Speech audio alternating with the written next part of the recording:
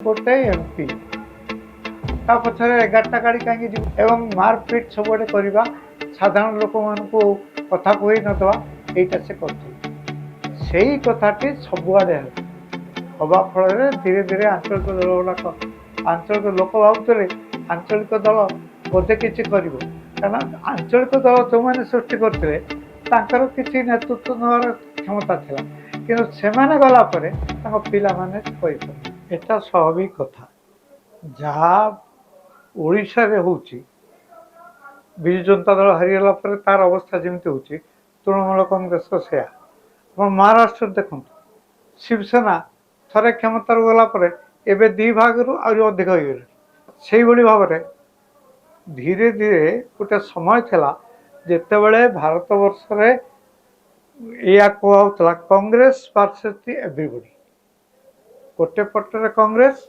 आउ गोटे पटरे अन्य सब से कांग्रेस को विरोध करने विभिन्न राज्य मानक आंचलिक दल माने गढ़ी उठे किंतु आंचलिक दल माने गढ़ी उठा पर आंचलिक दल माने निजको निजे शेष हो कारण आंचलिक दल दी तीन असुविधा रहा प्रथम कथा हूँ से दल केवल परिवार मानक नहीं गढ़ा से दल में जड़े गले आउ जड़े योग्य नेतृत्व नेता हम सेटा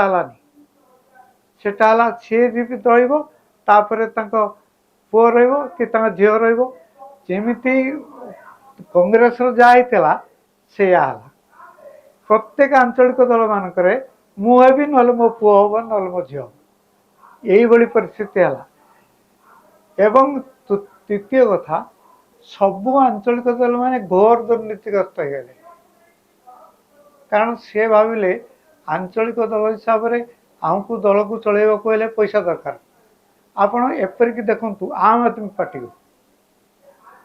पार्टी कहीं नष्ट है कारण सी भाविला जे मु केवल दिल्ली रे नुहे कि पंजाब रे नुहे सारा भारत वर्ष आम शासन कर सारा भारत वर्ष शासन करने अर्थ दरकार अर्थ कौटू आणवे दिल्ली एकोटिया अच्छा तेणु से दिल्ली जो ये जो एक्साइज जो कथा अबकारी मालू मद बिक्री करते पैसा रोजगार हो पार ये फल मोर वर्तमान विश्वास जे धीरे धीरे धीरे आंचलिक दल माने से सही गले डीएमके देखो तार अवस्था गलापर शिवसेना से भी गला जेडीयू समाप्त होगा गला तेणु प्राय दल मान समाप्त अकाली दल तो बहुत आगु गला तेणु आउ प्राय आंचलिक दल माने उठी मुंड टेके उठी पारे मुझा विश्वास करूँ टीएमसी सीपीएम को विदा करके आसला किंतु आज टीएमसी दल सीपीएम जहाँ करुला ठीक से टीएमसी दल ठीक से कथा कहूँ कट मनी नवा प्रत्येक कथार पैसा नवा एवं निजको एक प्रकार गोटे मुस्लिम दल हिसाब से निजको परिगणित करवा केवल मुसलमान मान को समर्थन करवा एवं तापर जेमिति मारपिट गंडगोल घर पोड़ी इत्यादि सीपीएम करा ये ठीक से कथा कर मुख्यतः तीन कारण जो तृणमूल कांग्रेस हारीगला आ तृणमूल कांग्रेस ममता बनर्जी मोरी बयस जे तार जो अभिषेक बनर्जी सी जेहेतु बाही ना तेणु तक पुत्र को आणिक रखिले सी कर न था सी आउ क्या गोटे योग्य लोक को आणिक दे पारता ता नक जो पुतरा को आणिक दवा फल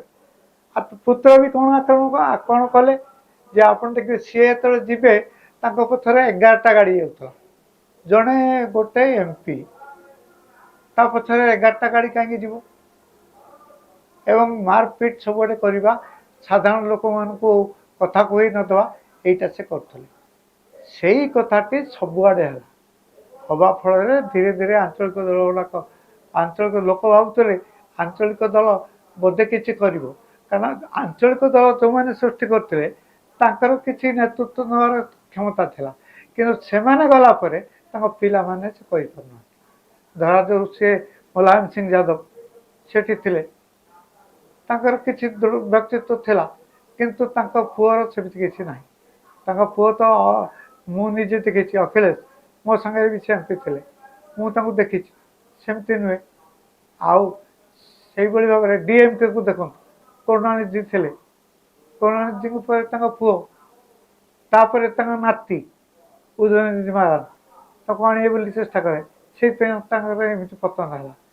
ତେଣୁ ବାଳ ଠାକରେ, ତାପରେ ଆସିଲେ ଉଦ୍ଧବ ଠାକରେ, ତାଙ୍କର ପ୍ରକୃତ ରାଜ ଠାକରେ ତାଙ୍କ ପୁତୁରା, ସିଏ ଥିଲେ ଜଣେ ଦକ୍ଷ ଲୋକ, କିନ୍ତୁ ତାଙ୍କୁ ନେତୃତ୍ୱ ଦେଇକି ତାଙ୍କ ପୁଅକୁ ଦେଲେ। କିଛି ବିକଳ୍ପ ନାହିଁ, ସେ କିଛି କରିପାରିବେନି। କାରଣ ଯଦି ପ୍ରକୃତରେ ତାଙ୍କର କିଛି ସେଇ ଧରଣର କିଛି ଗୋଟେ ବ୍ୟକ୍ତିତ୍ୱ ଥାନ୍ତା, ସିଏ ତାହେଲେ ଅଭିଷେକ ବ୍ୟାନାର୍ଜୀକୁ କରିନଥାନ୍ତେ, ନେତୃତ୍ୱ ଦେଇନଥାନ୍ତେ। ସେଇ ଲୋକ ତାଙ୍କୁ କହୁନାହାନ୍ତି, ତାଙ୍କର ଲୋକ ଯେ ତୁମେ ଅଭିଷେକକୁ ଚାହଁ ନା ଆମକୁ ଚାହଁ। ମମତା ବାନାର୍ଜୀଙ୍କର ଯଦି ପ୍ରକୃତରେ ଅନ୍ୟ କାହାକୁ ନେତୃତ୍ୱ ଦେବାର ଥାନ୍ତା, ତାହେଲେ ସେ କ'ଣ କେବେ ହେଲେ ଅଭିଷେକକୁ କ'ଣ ଦେଇଥାନ୍ତେ? ତାଙ୍କର ଆଟିଚ୍ୟୁଡ୍ ସେୟା ନୁହେଁ। ସେ ମନେ ମନେ ଏଇସବୁ ଲୋକମାନେ ଅତି ଭୟାଳୁ ଲୋକ। ସେ ଭାବନ୍ତି ଯେ ଆଉ ଯଦି କିଏ ଆମ ପରିବାର ନଇକି ହେଇଯାଏ, ତାହେଲେ ମୋର ନେତୃତ୍ୱ ସେ ନେଇଯିବ। ସେ କେବଳ ସେଟା କରିବେନି, ଯାହା ଅଛି ସେଇଆ ରହିବ ଏବଂ ସେ ବୁଡ଼ିଯିବେ। ତାଙ୍କର ପତନର ବେଳ ହେଇଗଲାଣି, ସେ ବୁଡ଼ିଯିବେ। ଆଗରୁ ଯେମିତି ଥିଲା ଯେ କଂଗ୍ରେସ ଭର୍ସେସ୍ ଏଭ୍ରିବଡି, ବର୍ତ୍ତମାନ ସହ ହେବାକୁ ଯାଉଛି ବିଜେପି ଭର୍ସେସ୍ ଏଭ୍ରିବଡି। ଏବଂ ଧରାଯାଉ ଏଇ କକରୋଚ ଜନତା ପାର୍ଟି କାହିଁକି ବାହାରିଲା? ଯେ ଜଣେ ଲୋକ ଯିଏ ଆମେରିକାରେ ଅଛି, ସିଏ ଆସିକି ମିଟିଂ କରୁଛି, ଯେତେ ଲକ୍ଷ ଲକ୍ଷ ଲୋକ ହେଉଛନ୍ତି। ଲୋକଙ୍କ ମନ ଭିତରେ ଗୋଟେ ବିକଳ୍ପ ସୃଷ୍ଟି କରିବା ପାଇଁ ଗୋଟେ ବସା ବାନ୍ଧିଲାଣି ଧାରଣା, ଏବଂ ଆଗାମୀ ଦିନରେ ସେ ହେବାକୁ ଯିବ। ଆମେ ଯାହାକୁ କଳ୍ପନା କରିପାରୁନୁ, ଭାରତୀୟ ଜନତା ପାର୍ଟିର ସେମିତି କିଛି ବିରୋଧ। ଠିକ ଭୁଲ କିଛି ନୁହେଁ, କିନ୍ତୁ ୟା ଦ୍ୱାରା କିଛି ହେବାର ନାହିଁ। କ'ଣ ଲାଭ କ'ଣ? କଂଗ୍ରେସ ତ ସେ ହେଉଛି ସେ କଂଗ୍ରେସ, ତୃଣମୂଳ କଂଗ୍ରେସ ହେଉଛି ସେଇ କଂଗ୍ରେସର ଲୋକ ସବୁ ଆସିଛନ୍ତି, କିଛି ନୂଆ ଲୋକ ଆସିନାହାନ୍ତି। ସେ କଂଗ୍ରେସର ଲୋକ ଆସିକି ତୃଣମୂଳ କଂଗ୍ରେସ କରିଥିଲେ ଏବଂ ଲୋକ ସମର୍ଥନ କରୁଥିଲେ, କାରଣ ଲୋକ ସିପିଏମ୍କୁ ଚାହୁଁନଥିଲେ। ଆପଣ ଧରନ୍ତୁ ଶୂନ ଯୁକ୍ତ ଶୂନ ଯୁକ୍ତ ଶୂନ ଯୁକ୍ତ ଶୂନ କେତେ ହେବ? ସେଇ ଶୂନ। କଂଗ୍ରେସ ଦଳ କ'ଣ କରୁଛି ଯେ ସେ ଦଳ ଯାଇକି ତୃଣମୂଳ ମିଶିଗଲେ ତାର କିଛି ଅଧିକା ହେଇଯିବ? କିଛି ହେବନି ଆଜ୍ଞା। ସେଇ କଥା ପୁଣି ମୁଁ କହୁଛି, ଶୂନ ଯୁକ୍ତ ଶୂନ ଯୁକ୍ତ ଶୂନ ଯୁକ୍ତ ଶୂନ, ଶେଷ ହେଉଛି ଶୂନ। ତେଣୁ ଆଉ କିଏ ଗୋଟେ ବିକଳ୍ପ ଆସିବା ଦରକାର। এই যে ଆପଣ ଦେଖନ୍ତୁ, এই যে ଆମ୍ ଆଦମୀ ପାର୍ଟି ଯାହା ଅବସ୍ଥା ହେଇଥିଲା, ବର୍ତ୍ତମାନ ତୃଣମୂଳ ଇତ୍ୟାଦି ଅନ୍ୟମାନଙ୍କର ସେୟା ହେଉଛି। ଏଇଟା ଯୁକ୍ତିଯୁକ୍ତ ନୁହେଁ। ଏଇଟା ବି ଯଦି ହୁଏ, ତାହେଲେ କାହାର କିଛି ଲାଭ ହେବନି, କଂଗ୍ରେସର କିଛି ଲାଭ ହେବନି ବା ତୃଣମୂଳ କଂଗ୍ରେସର କିଛି ଲାଭ ହେବନି। ବଡ଼ ଜିନିଷ ହେଉଛି ତାଙ୍କ ନେତୃତ୍ୱ କିଏ ନେବ? ମିଶିଗଲେ ବି ସେଇ ମମତା ବାନାର୍ଜୀ। କଂଗ୍ରେସର ତ ନେତା ନାହାନ୍ତି ପଶ୍ଚିମବଙ୍ଗରେ, ସେ ସେଇ ଶେଷରେ ମମତା ବାନାର୍ଜୀ ପାଖକୁ ଆସିବେ। ଆଉ ମମତା ବାନାର୍ଜୀର ଆଟିଚ୍ୟୁଡ୍ ଆପଣ ଦେଖିଲେ, ସେ ଲୋକର ଯାହା ମନୋବୃତ୍ତି, ସେ କ'ଣ କେବେ ବଦଳିବ? କେବେ ବଦଳିବ ନାହିଁ। ତେଣୁ ମୁଁ ସେଥିପାଇଁ କହିଲି, ଆଉ ଗୋଟେ କିଏ ଭାରତ ବର୍ଷରେ ବାହାରିବ, ସିଏ ବର୍ତ୍ତମାନ ଭାରତୀୟ ଜନତା ପାର୍ଟିର ବିକଳ୍ପ ହେଇକି ବାହାରିବ। କିଛି ଗୋଟେ ହେବ, ଆପଣ ଦେଖନ୍ତୁ, ୟା ଭିତରେ କିଛି ଏଟା ନିଶ୍ଚୟ କରିବେନି। ମୁଁ ତାଙ୍କ ସାଙ୍ଗରେ ମୁଁ କେତେ ବର୍ଷ ଧରିକି କାମ କରୁଛି ନା, ମୁଁ ଅଧୀର ରଞ୍ଜନ ଚୌଧୁରୀକୁ ମୁର୍ସିଦାବାଦରୁ ଯିଏ ଅଛନ୍ତି ଭଲ କରିକି ମୁଁ ଜାଣେ। ତେଣୁ ତାଙ୍କର ଭିତରେ ଯେଉଁ ଧରଣର ସଂଘର୍ଷ ଅତୀତରେ ହେଇଛି, ସିଏ କେବେ ହେଲେ ମିଶିପାରିବେନି। ମିଶିଲେ କିଛି ଲାଭ ବି ହେବନି। ଭାରତ ଭଳି ଦେଶରେ ଦୁଇଟା ଦଳ ରହିବା ଉଚିତ, ଦୁଇଟା କି ତିନିଟା ଦଳ। ଏଇ ଯେଉଁ 50ଟି ଦଳ ରହୁଛନ୍ତି, ଏହାଦ୍ୱାରା କିଛି ଲାଭ ହେଉନି। ଆପଣ ଦେଖୁଛନ୍ତି ଇଣ୍ଡିଆ ମେଣ୍ଟରେ ଯେଉଁ ମିଟିଂ ହେଲା, କେହି କାହା ସାଙ୍ଗରେ ମିଶି ପାରୁଛନ୍ତି? ସମସ୍ତେ ସମସ୍ତଙ୍କ ବିରୁଦ୍ଧରେ।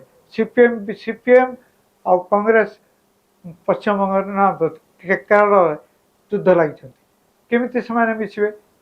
କେମିତି ହେଇପାରିବ ସେ କଥା? ଏଇଟା ସମ୍ଭବ ନୁହେଁ। ପୁଣି ମୁଁ କହୁଛି, କିଏ ଗୋଟେ ନୂଆ ବିକଳ୍ପ ବାହାରିବାକୁ ଯାଉଛି, ସେଇ ହେବ ଭାରତୀୟ ଜନତା ପାର୍ଟିର ବିକଳ୍ପ। ତାଙ୍କର ଯେଉଁ ପ୍ରକୃତି, ସେ କ'ଣ ବଦଳିବ? ଯାହା ଅଛି ସେମିତି ରହିବ, କିଛି ପରିବର୍ତ୍ତନ ହେବନି। ସିଏ ପାରିବେନି, ତାଙ୍କର ଦୃଷ୍ଟିଭଙ୍ଗୀ ସେୟା, ମୋ ଛଡ଼ା ଆଉ କେହି ନାହାନ୍ତି, ମୁଁ ହେଉଛି ଶ୍ରେଷ୍ଠ, ଏଇ ଛଡ଼ା ଆଉ କ'ଣ ସେ କର, ଆଉ ତ କିଛି ନାହିଁ। ତେଣୁ ହେବନି।